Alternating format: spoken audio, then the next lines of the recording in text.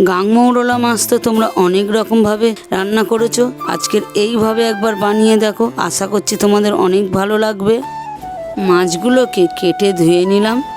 এই রেসিপিটা বানানোর জন্য যা যা সবজি লাগছে কেটে নিচ্ছি। মিনু কিচেনে সবাইকে স্বাগতম, আশা করছি তোমরা সবাই খুব ভালো আছো।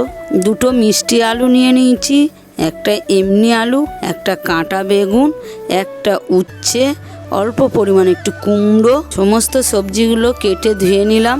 কড়াটা তাই গরম হতে থাক। মাছগুলো সম্পূর্ণ জল ঝরে গেছে, পরিমাণ মতো একটু নুন হলুদ দিয়ে ভালো করে মাখিয়ে নিচ্ছি। এই মাছটা তোমাদের ওখানে কী নামে পরিচিত অবশ্যই জানাবে। গরম কড়াইয়ে পরিমাণ মতো একটু সর্ষের তেল দিয়ে একটু নাড়িয়ে দিচ্ছি যাতে মাছটা না জড়িয়ে যায় কড়ার গায়ে। নুন হলুদ মাখিয়ে রাখা মাছগুলোকে দিয়ে দিলাম, দিয়ে হালকা হালকা করে উল্টিয়ে দিচ্ছি যাতে মাছগুলো না ভেঙে যায়।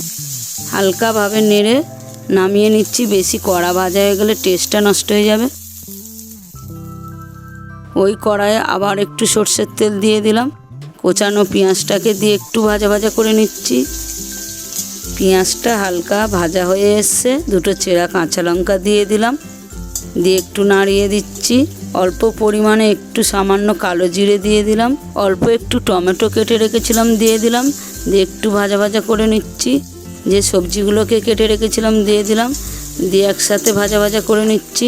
হাফ টেবিল চামচ নুন দিয়ে দিলাম। প্লিজ ভিডিওটা তোমরা সম্পূর্ণ দেখো, আশা করছি তোমাদের অনেক ভালো লাগবে।